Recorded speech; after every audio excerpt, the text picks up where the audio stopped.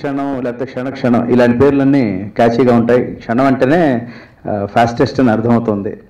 So మొన్న క్షణం ఎలాగైతే హిట్ అయిందో ఇందులో ఇది దాని సీక్వెల్గా లేకపోతే దాని బాబులా ఉంటుందని నేను అనుకుంటున్నాను. ఎందుకంటే చూడడానికి విజువల్స్ చాలా బాగున్నాయి అండ్ మ్యూజిక్ బాగుంది. అండ్ మల్లికార్జున రెడ్డి గారిని అభినందిస్తున్నాను మంచి ప్రాజెక్ట్ టేకప్ చేసినందుకు. అలాగే టీం అందరినీ once again all the best. 18th అంటున్నారు, హార్డ్లీ 10 days ఉంది. డెఫినెట్లీ రైట్ టైం అదే. This is the best time to release. నాకు తెలిసి కంటెంట్ బాగుంటే ఎదురుగా పెద్ద సినిమాలు ఉన్నా డోంట్ వరీ, థియేటర్స్ దొరికేదాకా కనుక మీకు రామ్ సత్యనారాయణ గారు ఉన్నారు. ఈ will take care of that. Wish the whole team all the best. నిర్మాత గారి ఆలోచన నిజంగా ప్రతి క్షణం ఏమవుతుందన్న ఆలోచనలో ఉంది picture. I think it is great success అవుతుందని ఆలోచిస్తూ మన మల్లికార్జున రెడ్డి గారు ఇండస్ట్రిస్ట్, ఆయన సినిమా పర్సన్ కాదు. ఆయన సినిమా మీద ఉన్న ప్యాషన్తో సినిమా తీయడానికి వచ్చారు.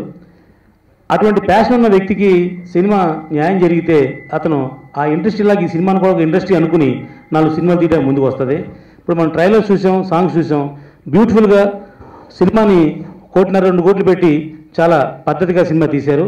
ఈ సినిమా నేను ట్రైలర్ చూసినా చాలా ఆనందపడ్డా. ఎందుకంటే ఒక పెద్ద సినిమాకు ఉండవలసిన టెక్నికల్ వాల్యూస్ దాంట్లో ఉన్నాయి. ఒక కెమెరా కానివ్వండి, ఒక రీరికార్డింగ్ కానివ్వండి, అవన్నీ చాలా బాగున్నాయి. ఇక పెళ్లికి ముందు పెళ్లి కూతురు చేసినట్టుగా సినిమాని ఒక ట్రైలర్ సినిమాకి ఎక్కువ కంటెంట్ తెచ్చిపెడుతుంది. ఆ ట్రైలర్ బాగుంటేనే సినిమా బాగుంటుంది.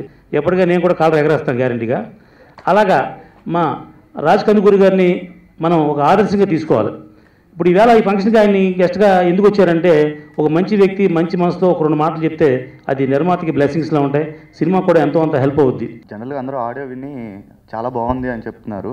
అదంతా మీరు విని మీరు చెప్పాలి. నేను కొన్ని యూట్యూబ్లో ఆడియో సాంగ్స్ సంబంధించిన వాటికి యూట్యూబ్లో నేను కామెంట్స్లో చూశాను. నాకు తెలిసి ఒక్కటే ఉంది అనుకుంటాను నెగిటివ్గా. ప్రతి ఒక్కటి చాలా పాజిటివ్గా ఉంది రెస్పాన్స్.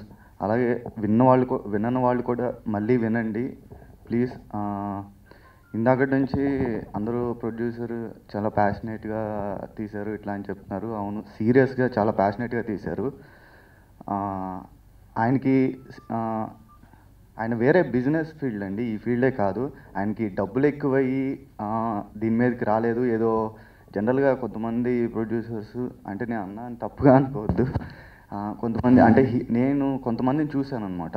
అంటే హీరోయిన్ మీద సమ్ మోజు మీద వేరే సమ్ ఏదో దాని మీద అంటే 2000 నోట్ వచ్చాక ఇవన్నీ సగం మారిపోయినాయి. ఇప్పుడు చాలా ప్యాషనేట్గా ఉన్న పర్సన్స్ వీళ్ళు వరకే వస్తున్నారు. అలాంటి వాళ్ళు నిజంగా సక్సెస్ అవ్వాలి. ఎందుకంటే మేము దగ్గరుండి చూసాం ఆయన అంత సఫర్ అయ్యారు, ఎంత కష్టపడ్డారు దీనికోసం. అండ్ అలాగే అందరూ చూసి సక్సెస్ చేయాలని చెప్పి నేను మనస్ఫూర్తిగా అనుకుంటున్నాను. 18th మీ ముందుకు వస్తున్నాం. Thank you so much. Mallikarjuna Reddy గారికి దాదాపుగా అంటే తను చేస్తున్నటువంటి వ్యాపారానికి డిఫరెంట్గా ఈ యొక్క సినిమా ఇండస్ట్రీని ఎంచుకోవడం జరిగింది. మరి ఇలాంటి సినిమా తప్పకుండా విజయవంతమైనప్పుడు తప్పకుండా ఇంకా 4 సినిమాలు చేయడానికి అవకాశం ఉంటుంది.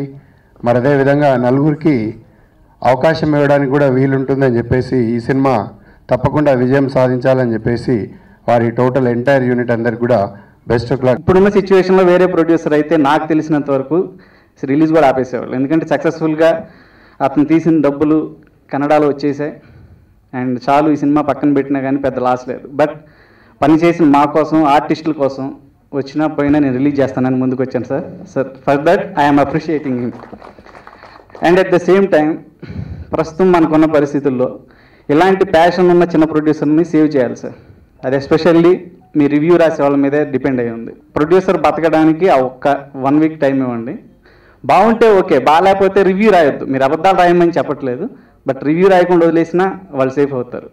So I'm requesting you, thank you so much and all the best to our team sir.